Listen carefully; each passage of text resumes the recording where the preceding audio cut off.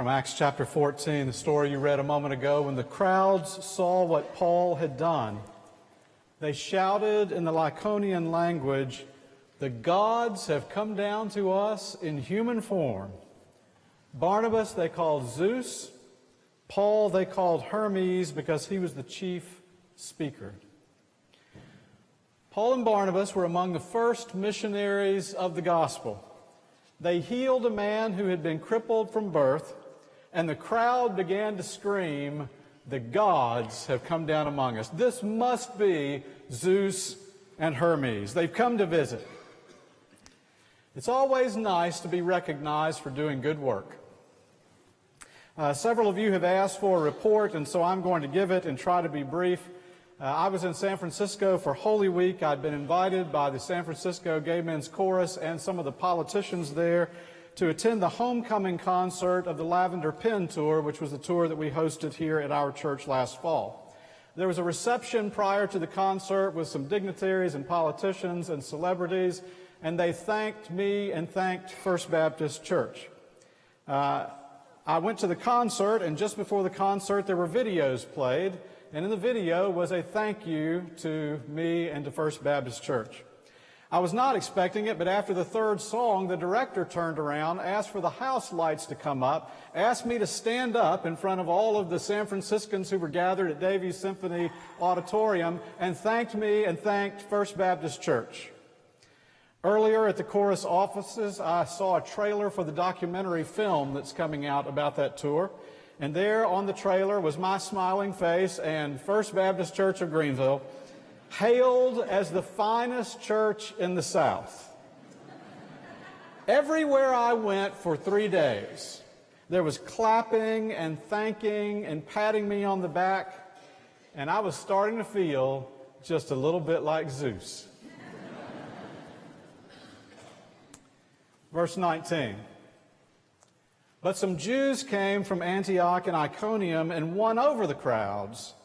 And then they stoned Paul and dragged him out of the city and left him there for dead.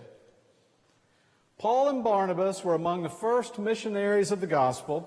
They healed a man who had been crippled from birth. The crowds began to proclaim, "The gods have come down among us." This is Zeus and Hermes, but in the same city, in the same chapter, on the same day, the crowd turned against them, stoned Paul until they thought he was dead, and dragged him outside the city to leave him there.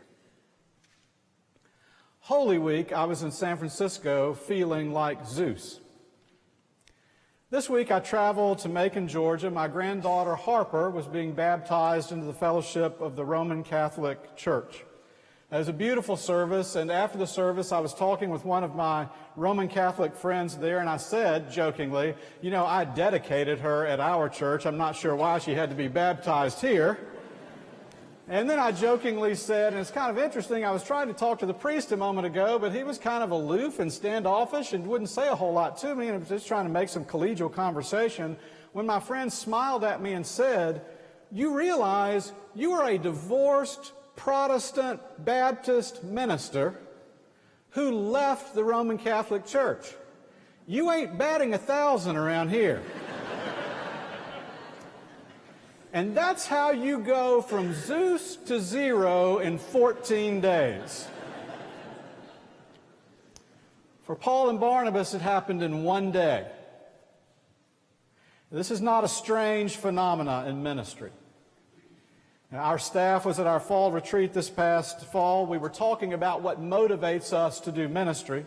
And I shared with them two emails that I had received in the same week. The first email said, "Our church is in the best shape it's ever been in, and you deserve all the credit."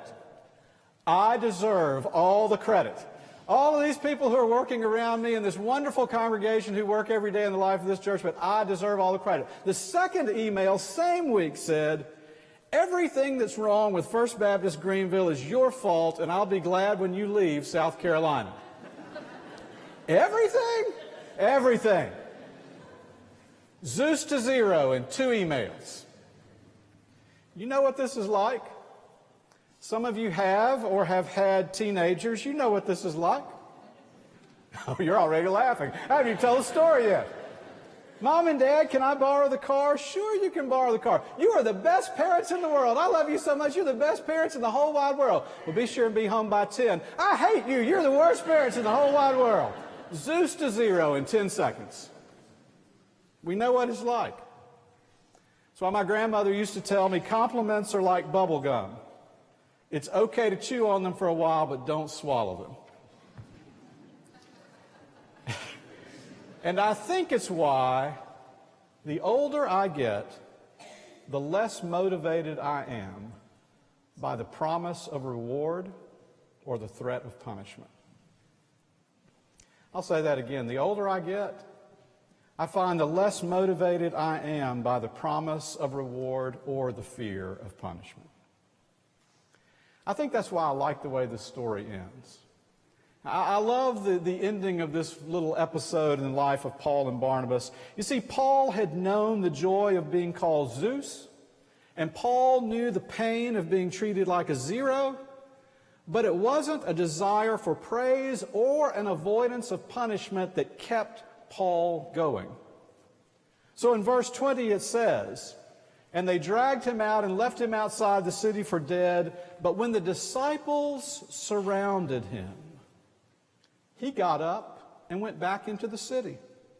And the next day he went on with Barnabas to Derbe. And they just kept working and kept preaching." Paul's motivation? Not a desire for praise and not an avoidance of punishment, but it was the love for a community that surrounded him and the commitment to a mission that was greater than himself. It was a love for the community that surrounded him and a commitment to a mission that was greater than himself. I have run multiple marathons. I have run 8 for the Leukemia Lymphoma Society. I want to tell you, there are moments during every marathon when you feel like Zeus. If you're a marathon runner, you just know what I'm talking about. You're standing at the start line and you feel like Zeus. When you reach the halfway mark and you know you still got fuel in the tank, you feel like Zeus. When you cross the finish line and raise your arms and they put that medal around your neck, you feel like Zeus. But there are other moments. John Bingham is a wonderful writer. He wrote a book called Marathoning for Mortals. And he says that during every marathon, there is what he calls a go-to-Hades moment. I cleaned that up for you. A go-to-Hades moment. He said, you've been running for 26.2 miles, and there always comes a moment when you are so tired and so fatigued and so worn out and so dehydrated and so hungry, this is the moment, that if your mother was on the sideline and said to you, "You're looking good," you'd say, "Go to Hades." That's the go to Hades moment. Zeus to 0 in 26.2 miles. But it's not the reward that keeps you running when you're running for the Leukemia Lymphoma Society. It's not the T-shirt and it's not the medal. And it's not the fear of punishment that keeps you running, that idea that I might not make it. I would have to write "did not finish" on my little journal. Now, what keeps you moving during a marathon for the Leukemia Lymphoma Society is the community that surrounds you and a mission that is greater than you are. When you run an LLS race, you have a T-shirt on that has the name of a cancer patient on your shirt, and you keep running. Along the race course, there are bald spectators who are struggling with a blood cancer, and you keep running. At the banquet the night before the race, there are speakers who are survivors, and every one of them say just about the same thing. They look at those of us gathered here who are going to be running in the morning, and they say, "People like me are alive because of people like you." And you keep running.